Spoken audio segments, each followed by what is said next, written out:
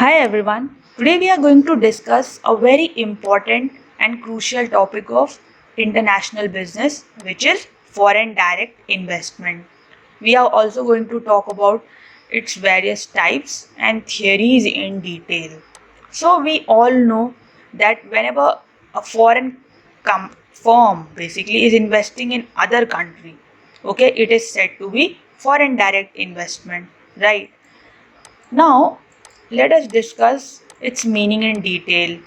So, it's basically the investment made in other country, either in the form of direct investment, that is in the capital items like land, building, plant, or acquisition of more than 10% stake in a company. So, this is very important. See, whenever you are acquiring more than 10% stake, that is stock of a company, you are basically indulging in FDI, remember. Now, if the purchase stake is below 10%, then it is said to be a foreign portfolio investment or FPI. Okay, so you all might be buying shares, if not of foreign firms but of Indian firms. But if you purchase of foreign firms and your stake is below 10%, then it is FPI. Okay, otherwise more than 10% is FDI. And other thing is that you have to do direct investment. Okay, you are setting up a new plant in other country. Okay, you are building a corporate office and all. These are all foreign direct investment, right? Now, when we talk about the various types of FDI, the first one is horizontal FDI. See, whenever a business expands and enters a foreign country through without changing its core activities. Let's say if you are making phones in India, okay, and you are also making phones in, let's say, the country in which you are investing, like in Sri Lanka, or let's say your Bangladesh for that matter. So this is horizontal FDI because the core activities are same. You are making manufacturing mobiles in India also, in Sri Lanka also. So it is one of the most common types of FDI nowadays. Now, as I said, an example of this type of FDI would be McDonald's investing in an eastern country. Eastern countries are basically these your Asian countries, to increase number of stores in the region. So we have seen McDonald's stores, so many stores. So they have done horizontal FDI because it is their core activity, right? Now, vertical FDI. When vertical FDI occurs, a business invests in an overseas firm which supplies or sell products. Okay, so an example of this vertical FDI would be McDonald's purchasing a large scale vegetable processing plant in an Asian country. Okay, so McDonald's is basically purchasing what? It is purchasing its supplier, okay, because it needs vegetable, okay, for the burgers in Asian countries. So it is purchasing its supplier, okay. So this is vertical FDI, wherein it is not directly investing in its core business, but in a basically supporting function, okay, to boost its vegetable supply chain in the target country. Now, foreign takeover, yes. When a firm acquires a foreign country to start a new business altogether, it's termed as a foreign takeover. Okay, when we are acquiring a foreign company, okay, and we are starting something new altogether, we are acquiring that a firm and it's a new business altogether, right? So that is foreign takeover. Now, brownfield FDI, yes, here the company starts operations in a foreign country but with existing facilities, okay. For example, manufacturing process of chips in a factory taken over by a foreign entity. Very right. Let's say I am a owner of a chips company, okay, and a foreign company comes and acquires me and starts using that factory, okay, it starts manufacturing with the existing capacity, existing capital items, okay. So this is brownfield FDI because it has not done something, it has not started the business from scratch, right? Now, when we talk about conglomerate FDI, so it is a form of FDI in which an overseas firm invests in an altogether new business separate from its original business.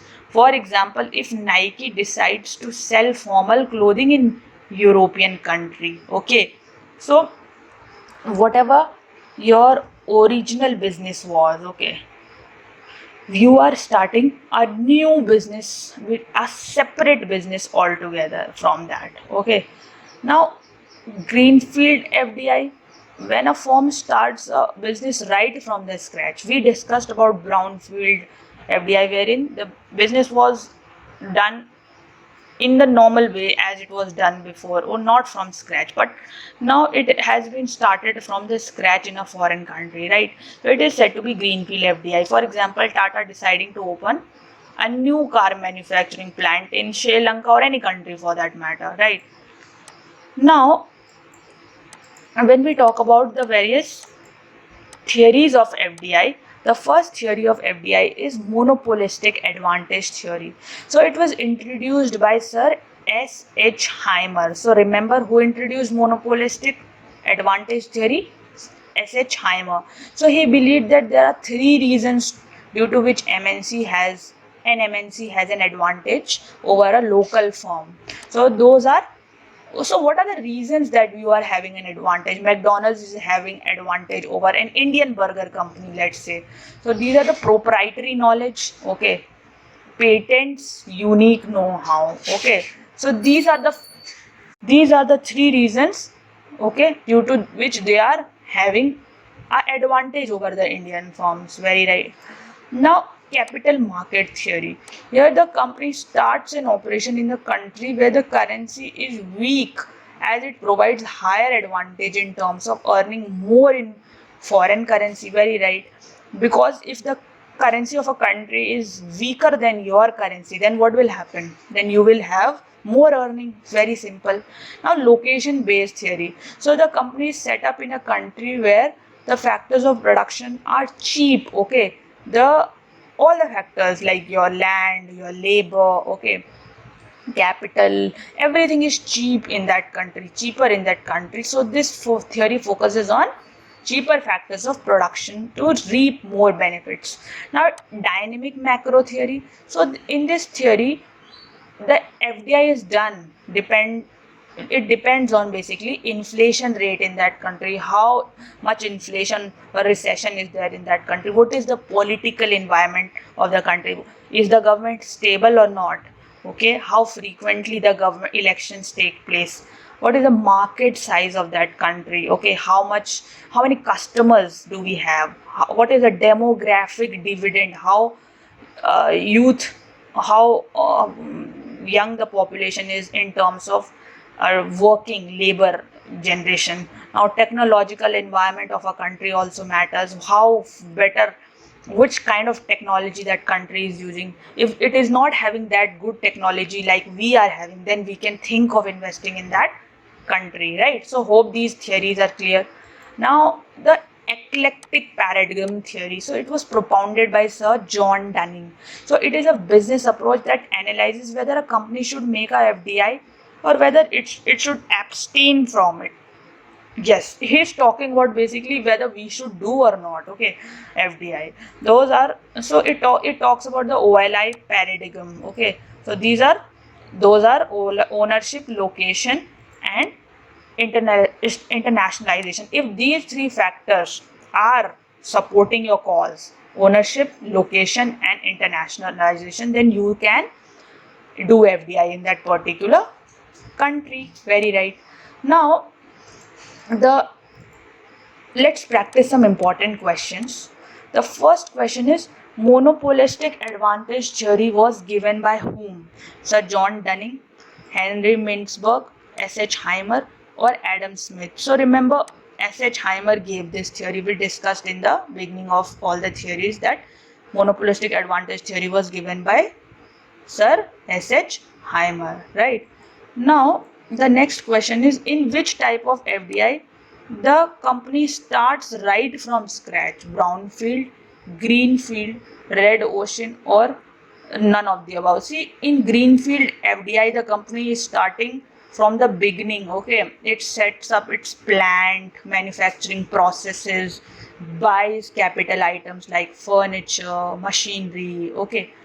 And then brownfield, so this is the correct answer. And when we talk about brownfield FDI, it is basically not starting from scratch. Everything existing facility is there, you have to just take over that, okay. So this was all for today. Hope every theory, okay, every type of FDI is clear to you. Thank you so much for your time.